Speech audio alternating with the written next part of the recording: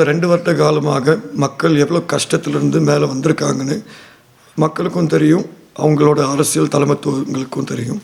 எனக்கு பொதுஜன பெரமுன அவங்களோட அரசாங்கம் மூலியமாக ராஜாங்க அமைச்சு பதவியை கொடுத்துருந்தாங்க.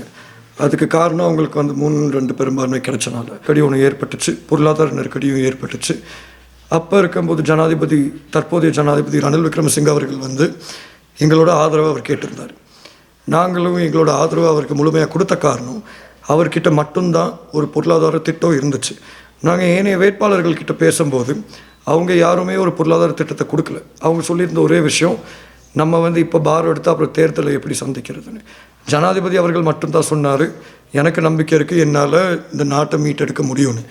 வீடு திட்டத்தை பொறுத்த வரைக்கும் நம்ம நிறைய இடத்துல இந்த வீடுகள் முக்கியம்னு சொல்கிறோமே தவிர காணி முக்கியம்னு சொல்ல மாட்டேங்கிறோம்.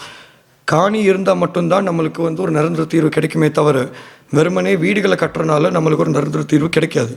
மக்கள் சில பேருக்கு தெரியும், இந்த வீடு திட்டம் 2015 2019 காலப்பகுதியில் எத்தனை வீடுகள் விற்கப்பட்டிருக்கு, எத்தனை மக்கள் மறுபடியும் லைனுக்கு போயிருக்காங்கன்னு.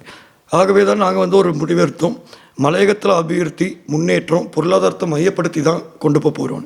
வடக்கு கிழக்கை பொறுத்த வரைக்கும் ஏனைய மாகாணங்களை பொறுத்த வரைக்கும் காணியும் விடுவிக்கப்பட்டிருக்கு, அதே நேரத்தில் அவங்களுக்கு காணி உறுதிப்பத்திரங்களும் சுலபமாக வழங்கப்பட்டிருக்கு. ஆனால் மலையகத்தில் மட்டும் நம்ம செய்கிற ஒரு விஷயம், காணி உறுதிப்பத்திரம் வழங்கணும்னா நம்ம நேரடியாக அரசாங்கத்துக்கிட்ட இருந்து அந்த காணி உறுதிப்பத்திரத்தை எடுக்கிறதுக்கு பதிலாக நம்ம அந்த தோட்டத்தில் இருக்க முகாமையாளர்கிட்ட போய் கேட்கணும். முகாமையாளர்கிட்ட கேட்குறது மட்டும் இல்லாமல் அதுக்கப்புறம் நம்ம அவரோட முதலாளிக்கிட்ட போய் கேட்கணும். அவங்கெல்லாம் சரின்னு சொன்னால் தான் அரசாங்கம் அடுத்த கட்ட நடவடிக்கை எடுக்கும். சில பேருக்கு மக்கள் இருக்கிற இடத்துல இருந்தால் தான் அவங்களோட அரசியல் பொழப்பு போகும். ஆனால் எங்களை பொறுத்த வரைக்கும் இந்த திட்டத்தை நாங்கள் கொண்டு வந்த நோக்கம், இன்றைக்கி லைனறைகளாக இருக்கட்டும், இல்லாட்டி அந்த பகுதியில் இருக்கிற பொது நிறுவனங்களாக இருக்கட்டும், அனைத்தையுமே அரசாங்கம் பாரம் எடுத்தால் மக்களுக்கு திருப்பி கொடுக்க முடியும் காணி உறுதி பத்திரம் மூலியமாக.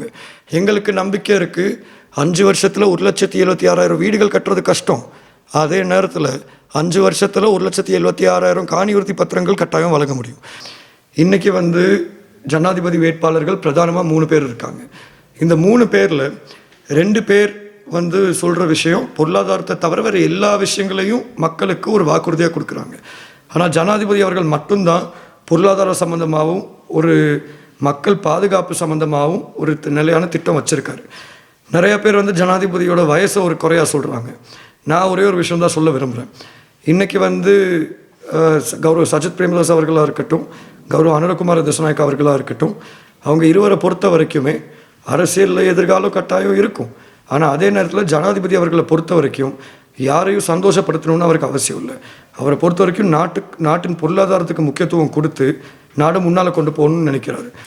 21ஆம் தேதி நடக்க போகிற தேர்தல் ஒரு வரலாற்றில் இடம் பிடிக்க போகிற ஒரு தேர்தல். ஏன்னா அந்த தேர்தல் தான் முடிவு செய்யும் நம்மளோட தலையெழுத்து என்னன்னு. இந்த தேர்தலை பொறுத்த வரைக்கும் நம்ம ஒரு முடிவெடுக்கும் போது எதிர்காலத்தை நம்ம கண்ணோட்டத்தில் வச்சு தான் முடிவெடுத்தாகணும்.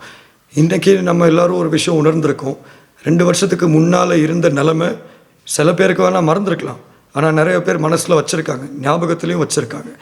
அப்படி இருக்கும்போது மறுபடியும் நம்ம புதிய ஒரு பொறிமுறையை கொண்டாந்து புதிய ஒரு முயற்சி எடுக்கிறோம், புரட்சி செய்கிறோம்னு நினச்சிக்கிட்டு நம்ம ஒரு புதிய வாய்ப்பு கொடுத்தா ஒரு புது வேட்பாளருக்கு அது நம்ம வானத்தை பார்த்து எச்சி துப்புற மாதிரி நடக்கும்.